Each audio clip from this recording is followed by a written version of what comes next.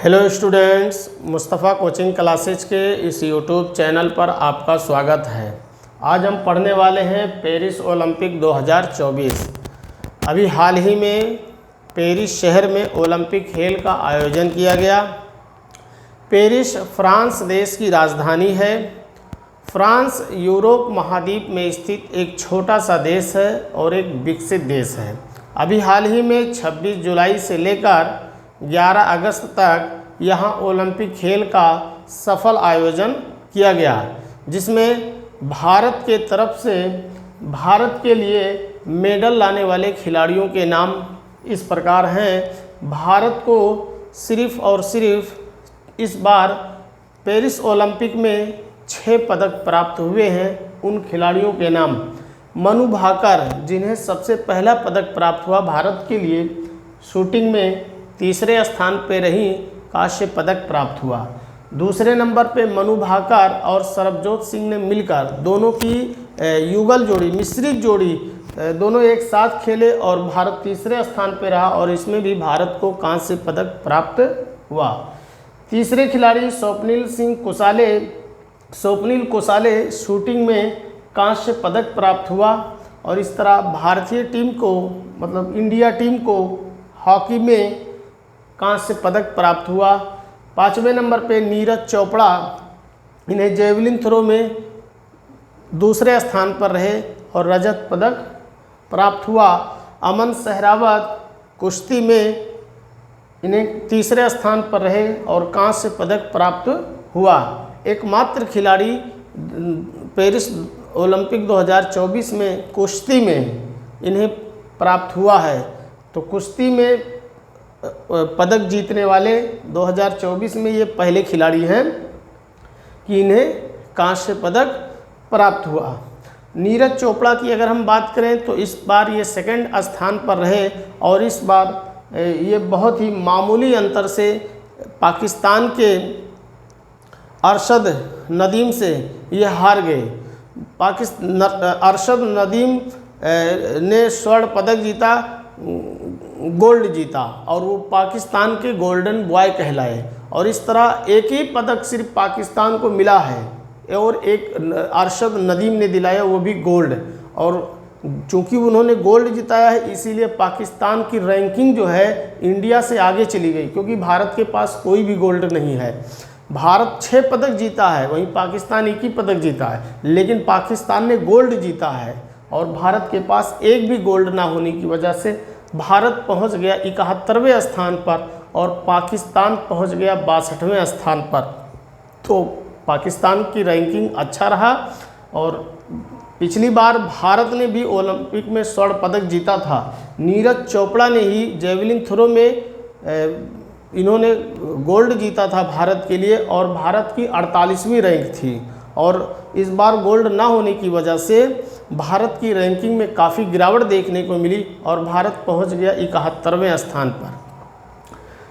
Paris में खेले गए ओलंपिक में पहले नंबर पर USA, United state of America रहा, जो 126 पदकों के साथ अंक तालिका में शीर्ष नंबर पे है।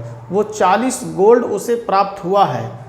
दूसरे नंबर का देश चीन, वो सेकंड नंबर पे वो भी है और ऐसा लग रहा था कि चीन फर्स्ट नंबर पे आ जाएगा क्योंकि इसके पास 40 गोल्ड हो गए थे, वहीं यूएसए के पास सिर्फ 39 गोल्ड रहा। लेकिन जैसे ही अमेरिका ने 1 गोल्ड और जीता, अमेरिका जो है चूँकि उसके पास सिल्वर भी ज़्यादा था और उसके बाद ब्रॉन्ज मेडल भी ज़्यादा थे, इसलिए अमेरिका शीर्ष नंबर पे पहुंच गया। 126 पदकों के साथ अमेरिका शीर्ष पर है।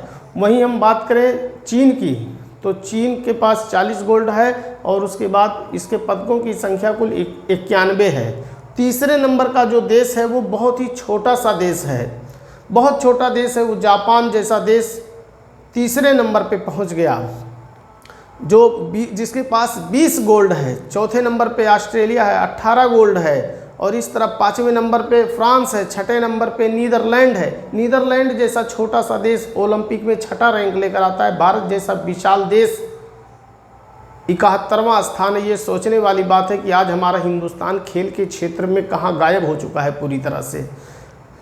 जिस देश को दुनिया में टॉप 5 के अंदर आना चाहिए हिंदुस्तान को टॉप 5 के अंदर आना चाहिए।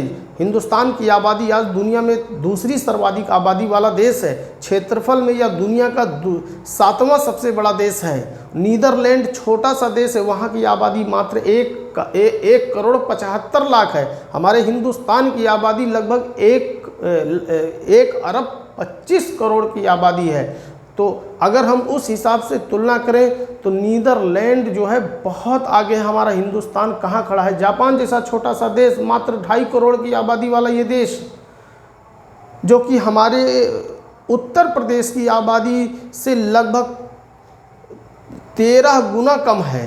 13 गुना कम है।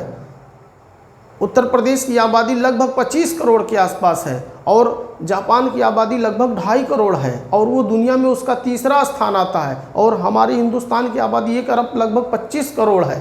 1 अरब 25 करोड़, हमारा देश 72वें 71वें स्थान पर खड़ा है। तो हमारा आज हिंदुस्तान, चाहे चिकित्सा का क्षेत्र हो, खेल का क्षेत्र हो, शिक्षा का क्षेत्र हो, पेयजल की व्यवस्थाएँ हों, आज हमारा हिंदुस्तान काफ़ी पीछे है। सरकार को इस पे विशेष ध्यान देना चाहिए और लगातार इस पे काम करते रहना चाहिए ताकि हम भविष्य में कभी ओलंपिक खेल का आयोजन हो तो उसमें हम बेहतर प्रदर्शन कर सकें।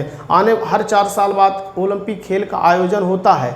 इस बार 2024 में पेरिस शहर में हुआ, 2028 में अमेरिका के एंजलिस शहर में होगा। तो वहाँ पर सरकार को आज ही से मेहनत करना होगा, तभी हम बेहतर कर पाएंगे। हमारी रैंकिंग में काफ़ी उछाल देखने को मिलेगा। जबकि 2020 में हमने कुछ बेहतर प्रदर्शन किया था। हमारे पास उस समय 7 पदक थे, जिसमें 1 पदक जो है नीरज चोपड़ा ने गोल्ड जीता था और 2 सिल्वर आया था और 4 कांस्य पदक आया था। इस तरह 4, 2, 6 और 1 7 पदक। इस बार कम से कम 10, 15, 20 पदक होने चाहिए, लेकिन हमारे पदकों की संख्या बढ़ने के बजाय घटती जा रही है। तो ये सोचने वाली बात है, सरकार को इस पे विशेष ध्यान देना चाहिए। ऐसा 2016 में जब ब्राज़ील के सबसे बड़े शहर रियो डी जेनेरियो में जब ओलंपिक खेल का आयोजन हुआ तो उसमें भारत को सिर्फ 2 पदक मिले थे। तो ये था कि भारत खेल के क्षेत्र में बहुत पीछे। लेकिन जब 2016 में ओलंपिक खेल का आयोजन हुआ तो उसमें 2 से हम पहुंच गए 7 पे। तो ये लगा कि अब हमारा हिंदुस्तान खेल के क्षेत्र में आगे बढ़ रहा है। लेकिन उसके बाद हम पीछे जाएं तो ये सोचने वाली बात है। सरकार को इस पे विशेष ध्यान देना चाहिए कि भविष्य में ऐसा ना हो। इसलिए सरकार को आज ही से इस पे सोचना चाहिए, विचार करना चाहिए कि अगर नीदरलैंड जैसे देश 6ठे स्थान पर आते हैं, जापान जैसा देश 3रा स्थान, जापान जैसा देश जो परमाणु बम झेल चुका है। वो जापान के 2 बड़े शहरों हिरोशिमा और नागासाकी में परमाणु बम गिरे थे, जो कि जापान आज पूरी तरह से खड़ा हो गया है, पूरी तरह से डेवलप कर चुका है। और हमारा हिंदुस्तान आज कहाँ पे है? सरकार को इस पे विशेष ध्यान देना चाहिए। तो पेरिस ओलंपिक में ये भारत में सिर्फ और सिर्फ 6 पदक प्राप्त हुए हैं। इनमें से ज़्यादातर खिलाड़ी हरियाणा राज्य से आते हैं। केवल हम स्वप्निल सिंह कुसाले को अगर छोड़ दिया जाए तो बाकी सभी खिलाड़ी लगभग सब हरियाणा राज्य से ही, चाहे वो मनु भाकर हो, चाहे वो सरबजोत सिंह हो, चाहे वो नीरज चोपड़ा हो, सभी लोग जो है ज़्यादातर आज हरियाणा राज्य। भारत में खेल के मामला हो चाहे शिक्षा का मामला हो, वहाँ पर काफ़ी सुधार देखने को मिलता है। आज हरियाणा काफ़ी आगे निकल चुका है हिंदुस्तान पे। तो ऐसे ही भारत के हर एक स्टेट में बेहतर होगा तो इंडिया लेवल पर और बेहतर खिलाड़ी देखने को मिलेंगे। स्टूडेंट्स, वीडियो अच्छा लगा हो तो प्लीज़ वीडियो को लाइक और सब्सक्राइब कीजिए और अपने दोस्तों को शेयर कीजिए।